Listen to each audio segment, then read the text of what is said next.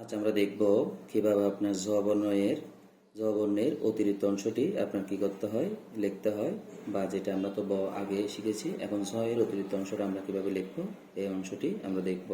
তাহলে দেখতে থাকেন। আমরা ব বর্ণটি ভাঙ্গা ভাঙ্গা বা আলাদা আলাদা নিয়মে লিখতেছি। আবারও দেখেন, আমি বটা আপনি চাইলে এভাবেও একসাথেও লিখতে পারবেন। মানে ভাঙ্গা ভাঙ্গা চাইলেও শিকার ক্ষেত্রে আপনারা কি করবেন, ভাঙ্গা ভাঙ্গা করে প্র্যাকটিস করবেন, মাত্রা দিবেন। এরপর হচ্ছে আপনার লম্ব অংশটা দেবেন। যেহেতু এখানের মধ্যে আপনার কি রয়েছে, দুইটা স্কেল রয়েছে, মিডলের সেকেন্ড আপার স্কেল থেকে কি করতে হয়, আপনার অতিভুজটা আসবে। এরপর হচ্ছে এই স্বাধীন অংশটা এখানে যাবে। এখানের মধ্যে যখন এক টানে করবেন, আপনার এই অংশটার মধ্যে আপনার কি থাকে না, এই অংশটা ফোকাস দেখা যায় না। অর্থাৎ আমরা যেভাবে একটা বিমান আপনার কি যখন উপরের দিকে থাকে, আসমানের দিকে থাকে, আকাশে থাকে, তখন আমাদের পিঁপড়ার মতো মনে হয়। ঠিক যখন এটা ল্যান্ড করে, তখন এটা ল্যান্ডে কি করা হয়, আপনার ল্যান্ড দেখা যায়, তখন এটা হচ্ছে আপনার সবগুলো অংশ ভাবে দেখা যায়। আপনি যখন গ্রাফের মাধ্যমে দেখাবেন, ঠিক এইভাবেই দেখানো হবে। আর যখন আপনি এক সিঙ্গেল এভাবে কোনো গ্রাফ ছাড়া লিখবেন, তখন এভাবে আপনার বর্ণটা দেখাবে। আবারও দেখেন, আমি বর্ণটা বটা একবারে লিখছি, তাহলে বটা এভাবে হবে। এরপর হচ্ছে আমরা এইখানের মধ্যে যে অতিরিক্ত অংশটা যুক্ত করতেছি, এটা কিভাবে হবে, মূলত হচ্ছে এইটা নিয়ে আজকে আমাদের কাজ।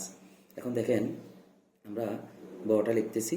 বটা লেখার পর যেটা অতিরিক্ত অংশ আপনার লিখতে হচ্ছে, সেটা হচ্ছে আপনারা প্রথমে লম্ব অংশটাকে দুই ভাগে ভাগ করুন। দুই ভাগে ভাগ করার পর এখানের মধ্যে এই অংশটা রোটেট করুন। রোটেট করার পর একটা অংশ উপর দিকে আপনার লম্ব অংশটা চলে যাবে। তার মানে এখানে যতটুকু অংশ নেই, ততটুকু অংশ আপনার উপর দিকে গিয়েছে।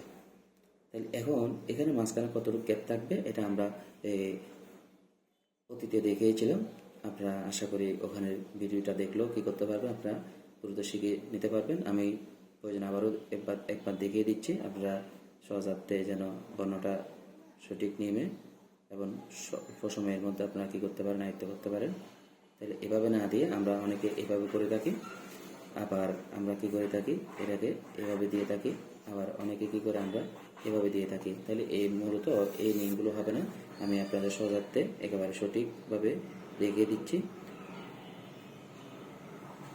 তাহলে দেখেন, এই বর্ণটার যেটা মাত্রা রয়েছে, এটাকে মূলত কী করতে হবে, দুই ভাগে ভাগ করে এক ভাগ অংশ আপনার ডানের দিকে যেতে। মানে এখানে যতটুকু অংশ, এখানে যতটুকু অংশ, এখানে ততটুকু অংশ রয়েছে।